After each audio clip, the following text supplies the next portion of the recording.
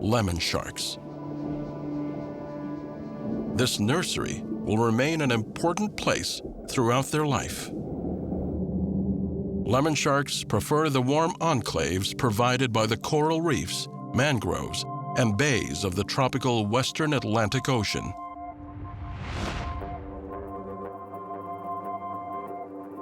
They can also be found off the coast of West Africa.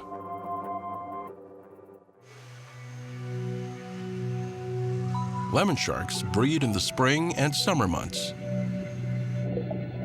After a long gestation period of 10 to 12 months, the expecting mother returns to the same nursery she grew up in. Lemon sharks are viviparous. They give birth to live young.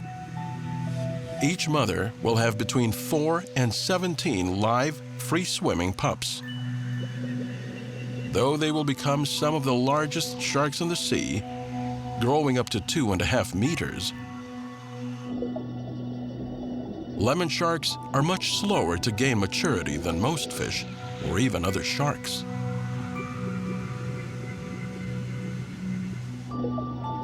A safe place to grow is essential. No television and movies have given sharks a bad reputation. Many cultures of the past regarded these great creatures as protectors of the sea. In Hawaii, Kamoho Ali'i, the shark god, was known for leading lost fishing boats home in storms. In Fiji, fishermen pay respects to Dakuwaga to ensure a safe and prosperous trip. Off the fragile shores of the Bimini Islands, lemon sharks may be their own worst enemy. Outside the mangroves, in the deeper waters, mature sharks of all types patrol the areas. They will gladly feast on their own young. In these open spaces, juvenile lemon sharks are no match for the speed and ferocity of mature sharks in a feeding frenzy.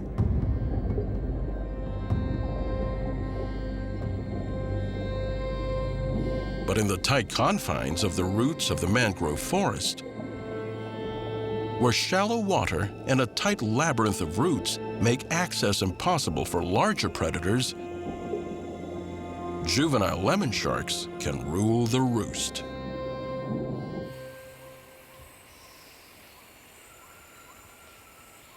They have surprisingly complex lives. Lemon sharks love to socialize.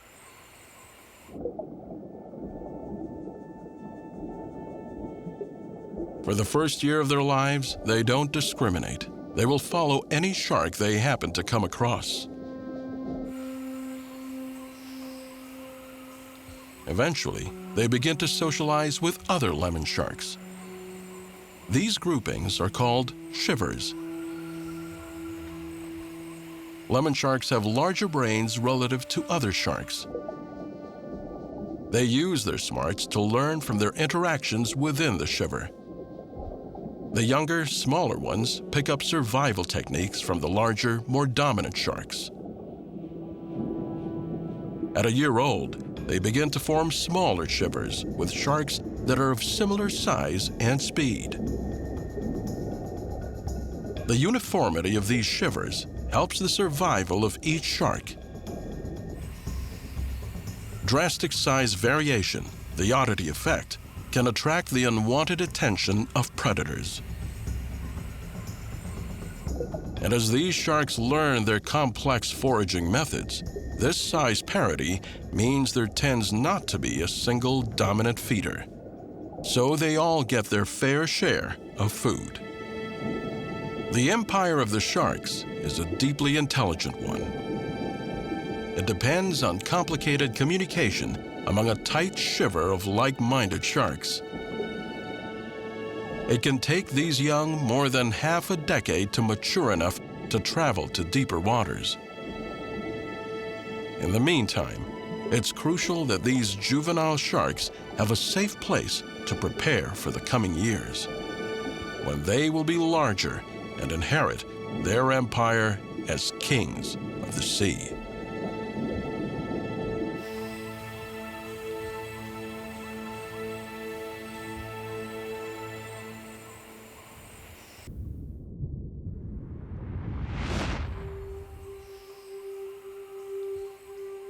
In the shallow waters of the Bahamas lie endless tracts of warm and shallow pools. And it's in these warm waters that the lemon sharks feed. Lemon sharks take longer to digest their food than most sharks.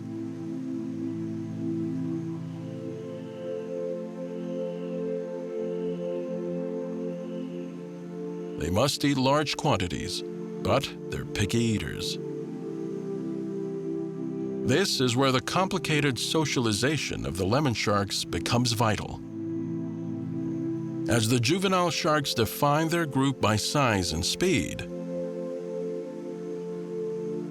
they also share a taste in prey. Hunting takes up a lot of time and energy. So they hunt only prey that provides more energy than it takes to catch. The sharks often target slower swimming fish that are easier to catch,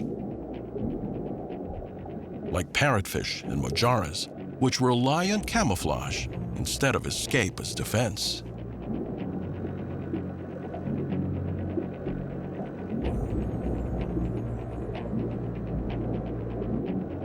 While on the hunt, lemon sharks stalk their prey in packs. They will direct schools of fish along the shoreline. When they are ready to attack, they swim at their prey aggressively, biting them and moving from side to side, tearing off chunks of flesh.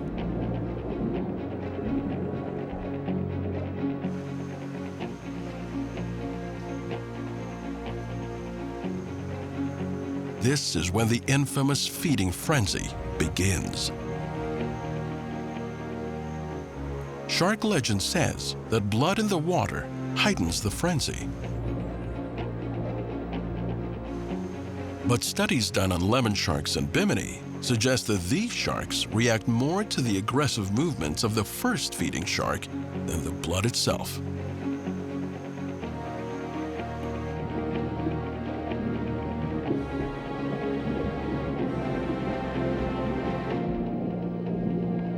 Even a lone lemon shark can be a devastating hunter. Like many sharks, they have a series of jelly-filled pores throughout their head and around their gills. These electroreceptors, called ampullae of Lorenzini, can measure electrical currents as weak as 5 billionths of a volt. Since all living creatures produce an electrical field when their muscles contract, the lemon shark can sense their prey even if they can't see it.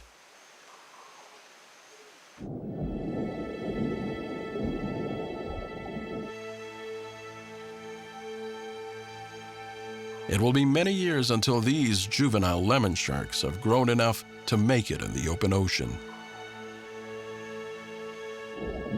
Until then, they depend on these sheltered shallow waters, where they can learn to hunt cooperatively. So deeply ingrained is their bond with their home that they will remain here even if it is threatened.